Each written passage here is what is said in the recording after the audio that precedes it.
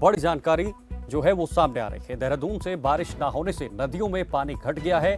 बारिश ना होने के चलते ये मामला जो है ये हुआ है। यूपीसीएल की टेंशन भी बढ़ गई है और बिजली का उत्पादन भी गिरा है। इसमें भी कमी देखने को मिली है। 6 दिन से 80 लाख यूनिट तक बिजली मिल रही है और मार्च से पहले मिल रही थी करीब 1 करोड़ यूनिट। आप अंदाजा लगा सकते हैं कि कितनी यहां पर जो है वो घटा है। बारिश ना होने से ये पूरा हाल हुआ है।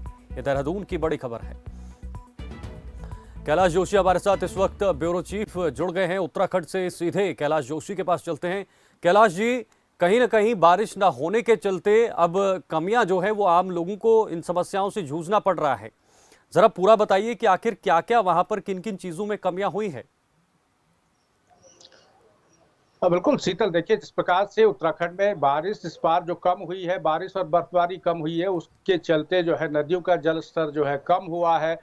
पानी की किल्लत यहाँ पर हो रही है। धीरे धीरे नदियों में जो है जिस प्रकार से गर्मी यहाँ पर बढ़ रही है उसको देखते हुए धीरे धीरे नदियों का जो जल स्तर है वो कम होता हुआ जा रहा है। लेकिन उसके चलते कई अन्य क्षेत्रों में, जैसे पावर सेक्टर की अगर हम बात करें तो बिजली के उत्पाद में यहाँ पर काफी कमी यहाँ पर दिखाई दे रही है, क्योंकि जिस प्रकार से जो आंकड़े यहाँ पर आ रहे हैं अगर उनको हम सामने रखते हैं तो कहीं न कहीं ये सवाल उठना लाजमी है कि जो बारिश कम होने के कारण जो बर्फबारी और बारिश कम हुई है उसके चलते जल स्तर जो है कम हुआ है, जिसके चलते जो विद्युत उत्पाद है उसमें कमी आई है। लगभग 20 लाख यूनिट की जो है कमी बिल्कुल। यहाँ पर सामने आ रही है, जिसके चलते उत्तराखंड के लोगों को आने वाले समय में गर्मी में बिजली संकट से जूझना पड़ सकता है। क्योंकि जिस प्रकार से अभी केंद्र सरकार से कुछ बिजली जो है उत्तराखंड को मिली है, लेकिन जिस प्रकार से घटता उत्पाद है, जिस प्रकार से उत्पादन क्षमता जो है कम हो रही है पानी की कमी की वजह से, उसको लेकर कहीं न कहीं आने वाले समय में, आने वाली गर्मी में यहाँ पर विद्युत संकट पैदा हो सकता है। क्योंकि इस बार बर्फबारी कम हुई है, बारिश कम हुई है, जिसके चलते नदियों का स्तर भी गिरा है, जिसके चलते जो है अब उत्तराखंड पावर कॉर्पोरेशन लिमिटेड की भी जो मुश्किलें हैं वो बढ़ती हुई नजर आ रही हैं शीतल। ऐसे में सरकार के सामने भी बड़ी चुनौतियां होंगी आने वाले समय में। अगर बिजली सही ढंग से अगर नहीं मिल पाती है, अगर ऐसा ही सिलसिला रहा तो सरकार के सामने भी बड़ी चुनौती हो सकती है, या फिर इसका असर आम लोगों तक पहुंच सकता है। कहीं महंगाई बढ़ जाए या कुछ इस तरह से ऐसी चीजों में इजाफा हो जाए।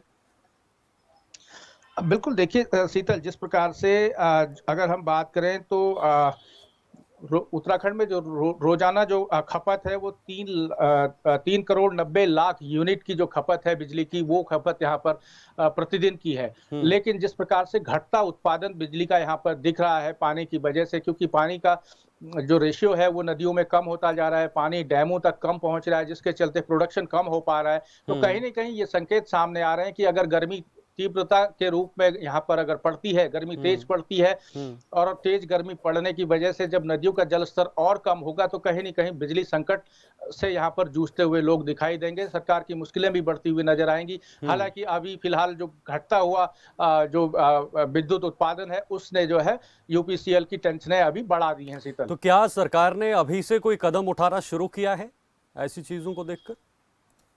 देखिए, जहां तक सवाल है सरकार का, तो सरकार ने अभी कुछ विद्युत आपूर्ति के लिए केंद्र सरकार से बात की थी। केंद्र सरकार के द्वारा कुछ विद्युत जो है बिजली जो है राज्य सरकार को दी गई है।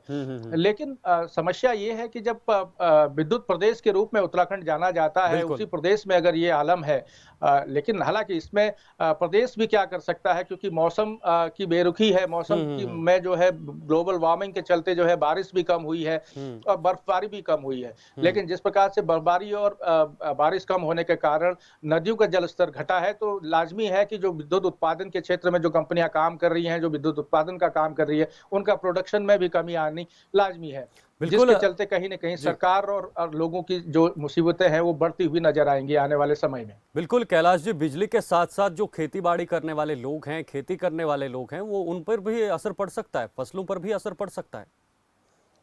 बिल्कुल शीतल, देखिए जिस जिस हिसाब से इस बार ग्लोबल वार्मिंग के चलते जो उत्तराखंड के जो पहाड़ी नौ मूल के जो जनपद हैं, चाहे उसमें उत्तरकाशी की बात कर ले, टिहरी की बात कर ले, पौड़ी की बात कर ले, या फिर हम चंपावत, लोहाघाट, पिथौरागढ़, बागेश्वर, नैनीताल की बात कर ले, तो तमाम जो 9 पर्वतीय मूल के जो जिले हैं, यहाँ पर अधिकतम जो खेती आधारित जो है जो क्षेत्र है वो जो आसमानी बारिश के ऊपर टिकी हुई रहती है। यहाँ पर सिंचाई की जो ज़मीन है वो बहुत कम मात्रा में है। हुँ, क्योंकि जो हुँ। नदियों के किनारे जो खेती होती है, हुँ। वो तो सिंचाई के लिए है, लेकिन कई स्थानों पर हाइड्रम या फिर पंपिंग सेट के माध्यम से पानी पहुँचाया जाता है। लेकिन अधिकतर जो खेती की का जो रकबा है, हुँ, हुँ, हुँ। वो जो है आसमानी बारिश के ऊपर टिका हुआ रहता है। कहीं न कहीं बारिश कम होने के कारण, बारिश नहीं होने के कारण वहाँ पर खेती पर भी संकट मंडराएगा। हुँ, वहाँ पर फलोद्योग में जो काम करते हैं, जो फलोद्यान क्षेत्र में काम करते हैं, फल हुँ। पट्टी के रूप में जो जो क्षेत्र विकसित हैं,